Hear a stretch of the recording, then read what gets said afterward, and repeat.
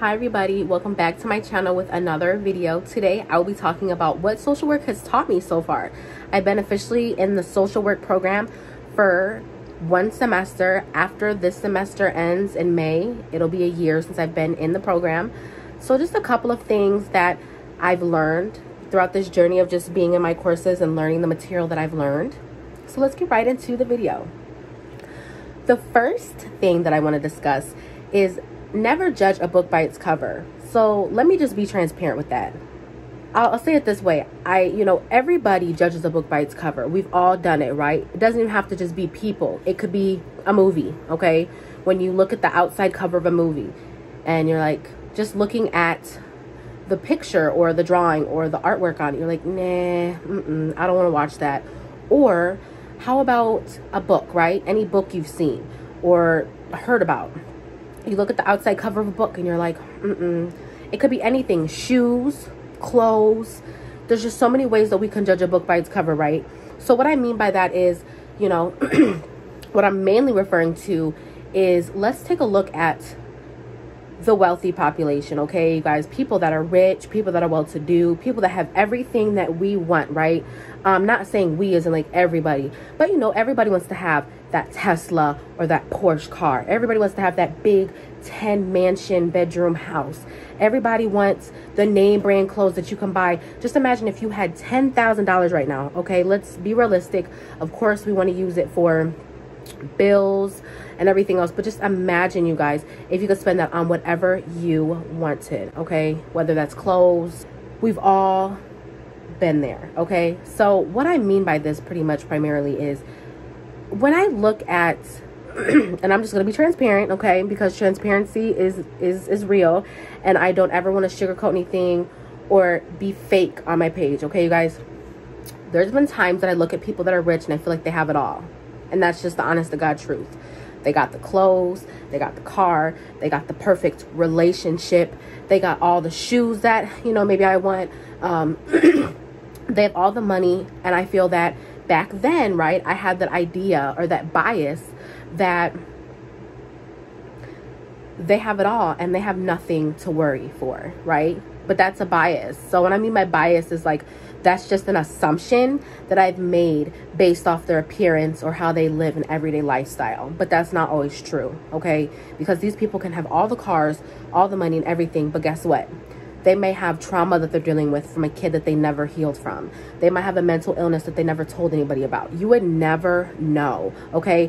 People have this bias that just because you have to look a certain way to look like you're going through something, and that's not always true, because everybody heals and everybody deals with things differently. Everybody goes through things differently. Not everybody shows on their outside what they're going through. Some people are good at hiding it while others are not.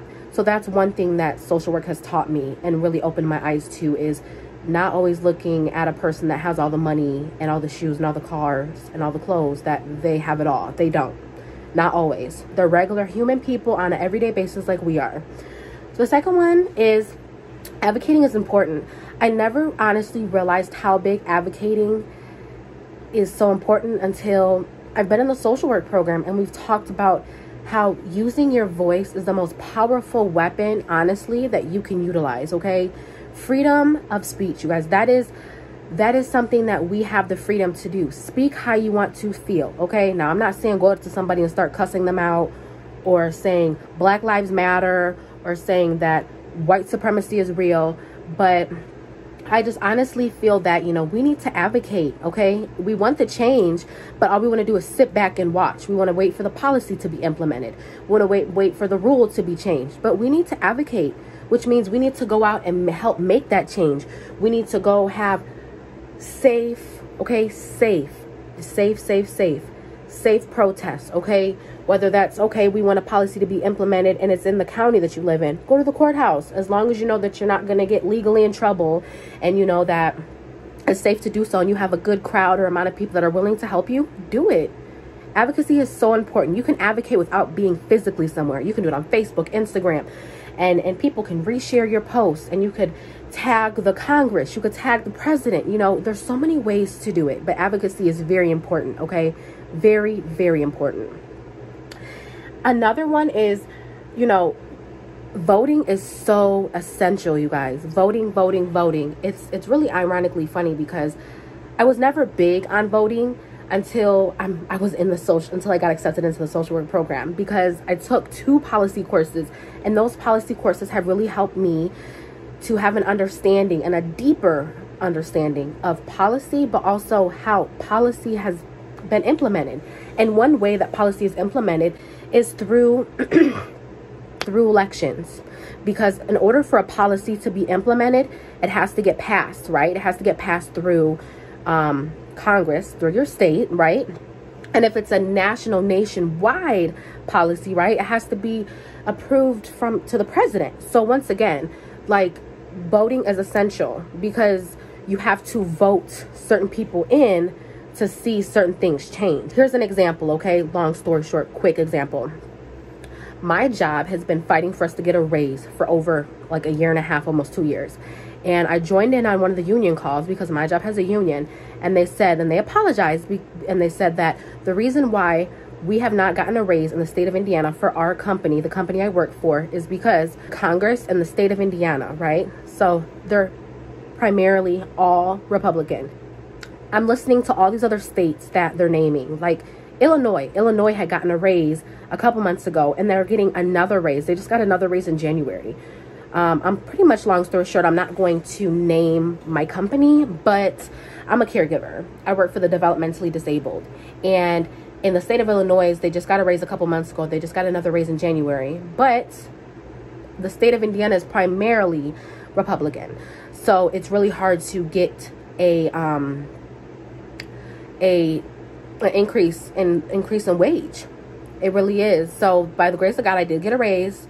Lastly before I get on to this last one, I also wanted to talk about how, I'm sorry, I just read past and I skipped over it with my notes. We complain about something, but we don't want to make the change, okay? So here's an example. Sorry, I just literally moved. Let's say, I'm trying to think of a good example. You have potholes in your county, okay? You have really bad potholes. You hate it. You can't stand it. It's always messing up your tires and everything else. You sitting there complaining and not doing anything about it is not going to solve a dang on thing. Advocacy is so essential. All it takes, not only advocacy, but also voting. All it takes is that one vote. And once that person gets voted into office, I understand that they have 1,000,001 things to focus on when they get elected into office. But just showing your importance of this specific issue that you want to be heard for, and just advocate for it. Protest, maybe write a letter. So that's that. Having an exposure to different cultures, ethnicities, races, etc. This is huge. This is so big, because in the social work field, you guys, you will be working with so many different populations. Now, a quick little disclosure, I am not a social worker yet. I'm a social work student, okay? I create content for you all that's social work related videos and, you know, discussing the life of a college student. Exposure to different cultures, ethnicities, races. So this is so important, because when you're a social worker and you're working in the field, or in your practicum, you are working with so many different ethnicities, races, cultures, okay? You may be a Christian and you may have a client that is atheist, okay? And if you don't know what atheist means they don't believe in a God, okay? And that's okay. That's their belief. But, you know, as a social worker, that's why you have to be exposed to the different cultures, and you have to understand them, because not everybody is going to be the same religion you believe in, okay? And there's nothing that you can really do or say about that. You have to respect that, and you can't push religion on them. If they want to learn religion, it's because it's out of their own will. It's not because it's forced and you have to make them do it. No, that's your client. You respect their wishes. You listen.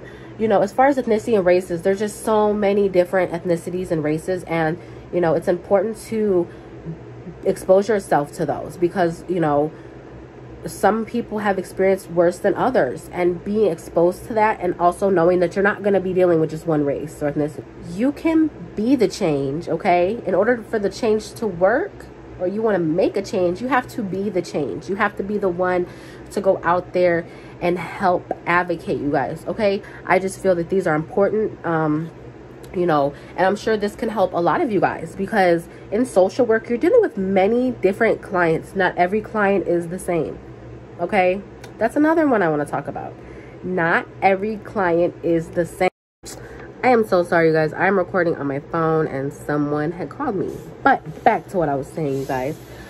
Every client is not the same. Okay, so you cannot assume that if you have a client, right, let's say that client has been through depression, okay, and you used one, let's say you've helped them go through, you've helped them through their depression, and maybe you've helped them with some mechanisms to cope with and stuff like that. Just because you help that client with depression doesn't mean that the next client you get that has depression, that's going to work the same way. Like, oh, I can just give them the same mechanisms I gave to cope with from the other client and it's going to work. No. Like, you can't do that. Like, every client is different, and you have to treat them as different, because we're all unique in our own way. Those are just a couple ways that I feel like what social work has taught me so far being in the program. And I hope you guys have a great day. And also, if you have not subscribed and you like what you're watching and you are curious to watch more social work related videos and just a day in the life of a college student, the content I create for you, don't forget to subscribe. And if you like this video, press like, and I hope you guys have a great day.